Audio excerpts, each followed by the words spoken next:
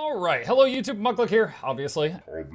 And we are continuing our trip of going around through all the supports in the game and learning them all to see how they feel. As an experienced support player, but not someone who has played Tempest much, if at all, today we tried Tempest. There are many ways to play Tempest. If you go to Guild Gen, or to Snowcrows, or to Heartstuck, they all have slightly different instructions on how to play it. Slightly different traits, the same general specializations. Some say to use Staff, some say to use Dagger Warhorn. I had a lot of Screamy Tempest in my chat. I chose to listen to the bulk of them, and I went with Dagger Warhorn. I used these traits and these skills. I would say the skills for many were very similar, either Glyph of Elementals or Rebound. They were using either these three, or they would have one of them swapped out for Flash Freeze. That was another one that was often on the bar. So I use this stuff. Now, as always, I'll briefly demonstrate like what it looks like, and then I'll talk about it. All right.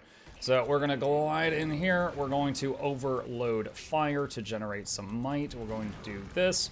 We're gonna swap to water for a second. I'm gonna 5-3 just to do a healing combo. I'm going to go to Earth. I'm going to extend boons. I actually forgot to stop by air to get swiftness, so we'll do that on the way back. So we're gonna go water and use a heal skill, go air, and then go back to fire. And then we're waiting on the fire overload once again, fire overload again, and now we're kind of back to square one. Now, look at my boons. We have got swiftness, protection, regen, alacrity, 25 might, and the quickness is coming from the console to simulate me being grouped with someone who is providing quickness. Now, you'll notice fury is not there. Tempest feels, to me, bad at providing fury. You can provide it with the 2 skill. Convergence. Oh, converging! Dagger 2 on air can provide a few seconds of fury. But then you have to rapidly swap to Earth 4 or Fire 4 to extend the fury with a Warhorn. That's very difficult. But if someone else in your party, which this will often happen, provides fury to the group for a second, you can extend it and then keep it up. So I never really had to talk with my groups about keeping the fury up. It just happened. But with how, at least the build I found to play, just starting, it was kind of like the whole thing, like I had the ability to control fire, but I can't just make a fire. I had to find a fire that was already there. It was like that with fire, or with fury. I had to find someone that gave fury, and then I could, keep extending it and keep it on the whole party. But getting it started with this class was much more cumbersome than with any other support I've played so far. And this is the 10th one we've played so far. Let's talk about moves. More buttons than anybody else, but tied with the Herald. I would say this is the second hardest one to learn of all of them so far. Herald being the one that was the hardest to learn. This is the second. It has 25 buttons, 5 over here, 5 earth, 5 air, 5 water, 5 fire, for a total of 25. And Herald had 5, weapon swap 5, over here 5, legend swap 5, and then all the facets for glint flip over to another 5. So, and then also there was, a few buttons up here. So Herald had the same amount of buttons, but Herald also had the energy management system, which completely throws it off. With Herald, you have got to make sure that you are in the right weapon, in the right legend, and have enough energy and the right amount of pips for what you want to do 10 seconds from now. Which if you do it regularly, you'll get used to it, you'll figure it out, you'll get a feel for it. But as a new player playing Herald, or Revenant in general, it was definitely a whole other hurdle that I had to, jump through to learn. So going back to the Elementalist itself, let's talk about the tools. You basically go into fire to keep might up and to extend fury on people. You stop by air briefly from time to time to give the group swiftness. Once swiftness is already on the group, you can start going into air less and less, but at the beginning, it's just to get swiftness on the party. You just go air and then quickly swap out of it. Earth, you find yourself using Earth 4 a lot to extend the duration of buffs on everybody by 3 seconds, and you will, to really summarize it, I was basically fire, overload fire, stop by water, stop by air, Earth, overload Earth, stop by water, go back to fire, repeat. And just by stepping into water for a second, the group would get some might, some vigor, some regen. You'd get soothing mist. It would cleanse conditions and heal the area. Like, this was a big dopamine button. And then air, and then earth, and then start overloading earth and extend the boons, and then back to water and fire again. So overall, we had a lot of tools. You would think, I was kind of surprised in a few ways. Like, one, for movement skills, Fire and Earth 3 had ways that if I had to, like, run away from the boss to drop off a circle, I could zoom back in. That was cool. I liked that. But there's also many of these skills that are almost purely DPS skills that as a support, like, I didn't need to learn when to use Dragon's Breath. It doesn't matter for me. There was many buttons here I was just like, okay, fire, don't have to learn, This could help you keep might capped with fire combos, but you're already might capped easily just by overloading fire constantly, so didn't have to learn. Hit this anytime I'm in fire after I finish an overload, and this is a movement skill. So I had to learn 2 buttons in fire, I felt like, as a support. Water, this is a lot of healing. 5-3 is a healing combo. 4 is a small CC and some healing and some regen.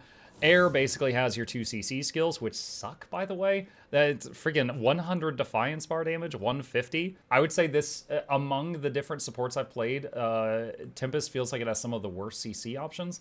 That's not a huge thing, but it's a thought. That water has 1 CC, air has 2 CCs, and all of those combined do not equal a single Moa Signet on Mesmer, for example, which is an elite skill, but it's still Mesmer also has many other CC tools as well.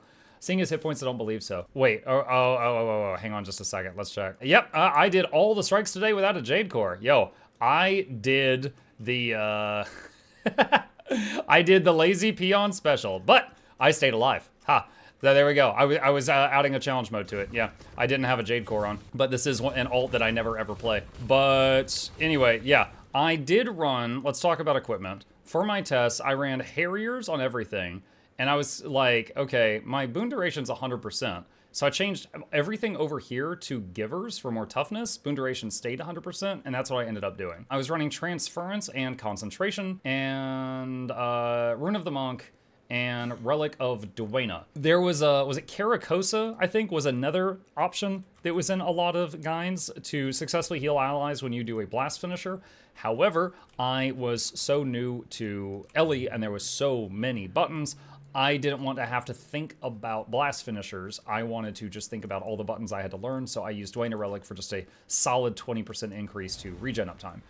The passive healing is very, very strong on this. So basically what you do is you occasionally just visit water and then leave.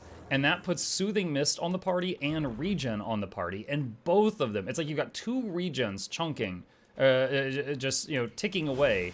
And see, I just visited water. All I'm doing is like, I'm going like, fire, water, air, earth, overload, air, water, fire, overload, water, air, earth, overload. And I just kept doing that. And then if something really bad happened while I was not in water, I would use the heal skill Watch the Pain Away, which felt very similar to Warrior Shouts.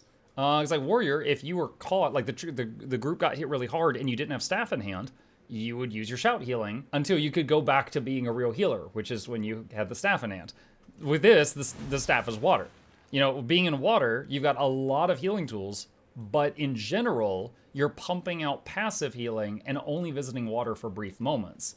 And then it's like, if I go like, you know, water, air, earth, and we're on Bone Skinner, and then the group takes a huge hit, and then I do Watch the Pain Away, and they take another huge hit, then I go back to water and I actually stay there for a little bit, which means that might may suffer for a few seconds or protection may suffer for a few seconds. So as quickly as possible, I stabilize the group and then move back out of water. There is a lot of keeping track of the different elements here. There's a lot of factors to keep in mind. Aftershock was a source of Aegis. Very useful. I used it a couple times to like block the Bone Skinner crashing back down into the room. Eye of the Storm is an instant cast stability. Felt just as good as the Druid Glyph that gives the group stability. However, it felt much better than Warrior Banner of Tactics. Warrior Banner of Tactics provides 1 stability, just like this does, but Warrior Banner of Tactics has a 3/4 of a second cast time. This is instant. The Mesmer one is instant.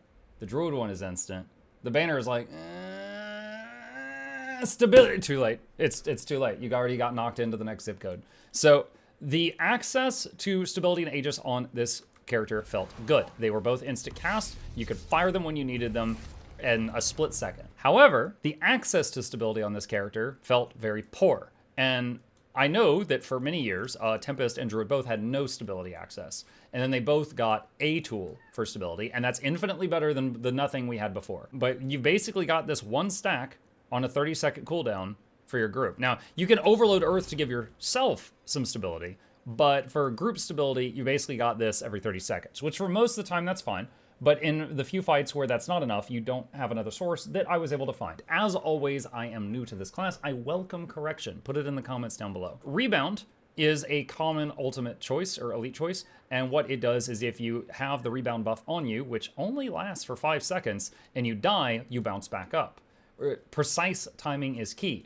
I was learning 25 new buttons. I did not trust myself with precise timing, so I instead was using Water Elemental. which summons a big friend, and if you hit the button again, it does an absolutely massive heal, CC, and condition cleanse around you. Around you. Chat told me that even though it looks like the graphic is around him, it comes out of your radius. I do not know if that's true, but that is what the elemental does. It is very powerful. Biggest downside is it goes on cooldown starting from the moment it dies.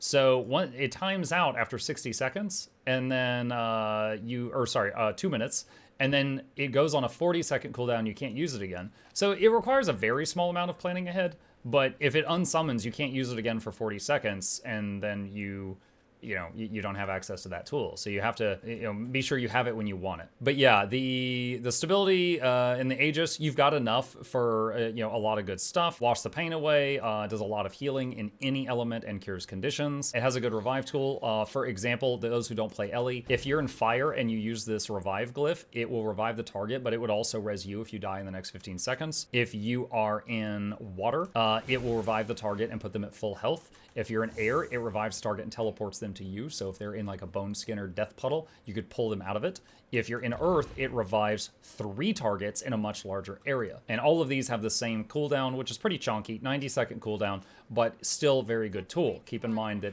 Herald and Mechanist, they don't have a res tool at all. So that is something that was very nice about Ellie. You also have, there's a trait, and I don't remember the name of it. Hang on. Give me a second. I'm stupid. There it is. Geyser. Arcane Resurrection. If you start reviving someone, it summons a geyser under them. The geyser does a 5,200 heal around the target. So it hits the rest of your group, which is a pretty fat heal. And the geyser then revives that person for a total of 28% of their bar over 4 seconds, and it's AoE. So if you've got a pile of people for some insane reason and start reviving one, the geyser will AoE revive them all a bit and heal the people that are still standing a bit. And you don't have to do the full revive. You could just tap revive, start it, and then interrupt it and let the geyser do its work while you're continuing to heal the party. Also, if you're running staff and you have that trait, the staff geyser, which is Staff 3, will also revive. So if you started reviving, then cast the Staff Geyser Revive, that would be a total of 56%, which is very, very powerful. And they both have very short cooldowns. They both, they both have a 16-second cooldown, 20-second on this one, 16 seconds on the Staff one. So those are both really cool, really cool. The tools felt nice. The CC was on the weaker side compared to other supports. The stability, there was only access to 1 stack, but it is instant cast, which feels very good to use. It is responsive when you need it. I did not do a build with flash freeze, which is a very commonly picked thing with Ellie, so I don't have any experience with that. There is also a version of Ellie that's all about aura share. I did not do aura share. I showed it earlier, but I did this one with the double soothing water. It felt pretty good. We got through everything. We got through Bone Skinner, the hard strikes. We did the daily strikes for Wizard's Tower. We did the daily strikes for End of Dragons, and we did all of the Icebrood Saga ones. And well, except the escorting the tank for 45 minutes. We didn't do that. But yeah, overall, it felt pretty good. It definitely has all the tools. I see the appeal of, I see how it's a functional thing for other high-level people. I would say this is the second hardest one to learn, once again, other than Herald, which had the same number of buttons, but also a whole different energy management system that no one else has. But there is a big learning curve just because the sheer number of buttons. Just absolutely massive amount of buttons. It has the ability to extend the duration of boons on your party, which is really neat. The only other healer I think I've played so far that could do that was Herald, and that is a neat power. Because like if you've got someone else giving your group like quickness and they're kind of slipping up a little, this can help bandage that. This can help kind of fill in the gap when they make mistakes. And that's nice. That's nice. That's a cool power to have. That's unique. Not many classes can do that. But you got some movement skills, you got some CC, you've got like the overloads. The overloads are ridiculous. Like if if the group is in trouble, like for example, overload water is not part of the rotation. But when you need it, and if you can be in water when you need it, you could do this, and it's just a massive healing and cleansing to the people around you. It is and it's like a 16, 17 second cooldown, so it's not that bad either. It's a very big one. Let's see, cons. It's very rotational. Over the most part, it's like fire, overload, fire, water, air, earth, overload, earth, air, water, fire, overload, fire, water, air, earth, overload, earth, air, water, fire. There's a rhythm, and you do that And then if someone makes you break out of it, you gotta like, okay, wash the pain away, maybe swap back to water or do some water stuff. Okay, where was I? And then you restart the whole thing. It's very much got like a rhythm to it. And honestly, I sometimes was bored because there's long periods of time that you're not hitting anything. Like, despite the fact that this has an ungodly number of buttons, there are large periods of time where you're overloading and you're not pressing anything. So it's way more intense than Heal Zerker. No, disagree. In terms of like number of buttons you're pressing, it is not as intense as Heal Zerker. But I would say it's more buttons to memorize than most of the classes. In my opinion. It easily has access to all the essential boons except Fury, but if anybody else sparks Fury, you can keep extending it and keep it up on everybody really well. I think that's it. It's definitely solid. I would say in terms of just fun factor, which this is of course entirely subjective, this is just me, I found it okay. I think the funnest one I've played so far, besides the stuff I main like Mechanist and Druid, was Chrono. I think Chrono was more fun than this. Chrono had the same super responsive stability in Aegis. It had fantastic healing, and you didn't occasionally like get caught out of the wrong element. And it had much better CC. Like one single MOA signet on Chrono is better than every CC skill in this build combined together. And then the Chrono also had other CC skills. So yeah, that's it. That's it, I think. That's my experiences on the Tempest. Pretty solid. Definitely an option for people who are interested in it. But of course, most people know that. It's been a thing in the game for years before I played it. But that is my experience, and has it felt as a experience support that was new to this specific class. And if you got any tips or tricks, like, "Muck, you idiot, you took the wrong trait," blah, blah, blah, put it in the comments. I'll read it. Put it in the comments down below, and I'll talk to you there.